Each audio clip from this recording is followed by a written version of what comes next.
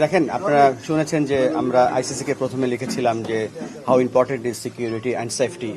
আমাদের স্কোপ আছে হচ্ছে খেলোয়াড়দের দেখা, কিন্তু খেলোয়াড়ের বাইরে যে বড় একটা জনগোষ্ঠী আছে, আমাদের সাংবাদিকরা আছেন, আমাদের ক্রিকেট স্পন্সররা আছেন, আমাদের ক্রিকেটের লাভাররা আছেন, অনেক খেলা দেখতে যাবে, সমস্ত সিকিউরিটি তো ক্রিকেট বোর্ডের পক্ষে দেওয়া বা জিজ্ঞেস করা সম্ভব নয়। এই জন্য আমরা সরকারের নির্দেশনা নিচ্ছি, কারণ আপনারা জানেন যে আমাদের যে কোনো বিদেশ ট্রিপে যাওয়ার সময় আমাদের গভর্নমেন্ট অর্ডার লাগে। সেই অর্ডারটার পজিশনটা আমরা জানতে এসেছিলাম, আমরা জেনে গিয়েছি যে আমরা সকলে একসাথে এই যে সেফটি এবং সিকিউরিটি যদি ইমপ্রুভ না করে আমরা এই বিশ্বকাপে আমরা ফাইট করে যাব ফর আওয়ার রাইটস।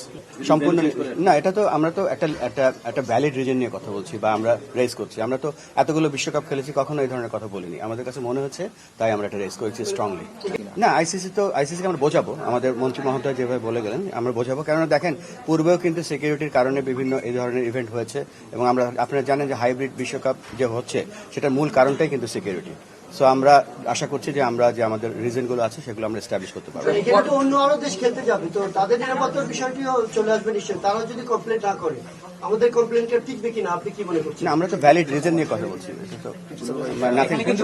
দেখেছেন তো মুস্তাফিজ যখন একটা খেলোয়াড়কেই যখন দেখলাম যে শৃঙ্খলা সিকিউরিটি দিতে অসুবিধা কারণেই তো তাকে বাদ দেওয়া হয়েছে, তখন একটা দল, একটা পুরো বাংলাদেশের জনগোষ্ঠী যারা খেলা দেখতে যাবে, এটা তো বিরাট ব্যাপার।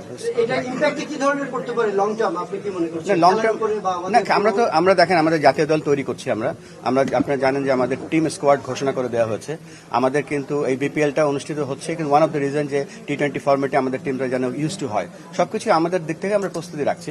সো আমাদের এখানে কোনো ছাড় নেই। এই যে একটা প্রপাগান্ডা চলছে যে আইসিসি আমাদেরকে জানিয়েছে শ্রীলঙ্কা খেলা সম্ভব না, এই ধরনের কোনো কথাই হয়নি আমাদের কারোর সাথে।